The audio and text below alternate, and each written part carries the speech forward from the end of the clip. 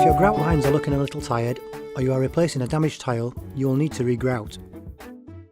The first step is to remove the old grout. You can see our tips on how to do this here. With all of the old grout removed, take a damp sponge and wipe down the area. This will get rid of any remaining debris and dust that was missed. Which grout you use will depend on both the colour and the amount you need. If you are applying grout to a small area, you can purchase ready-mix tubs. However, the colour range of ready-mix grout is limited, so you may need to choose a powdered grout to mix yourself. Use a small trowel to apply grout along the lines you wish to fill. Then using a grout float or spreader, push the grout into the lines.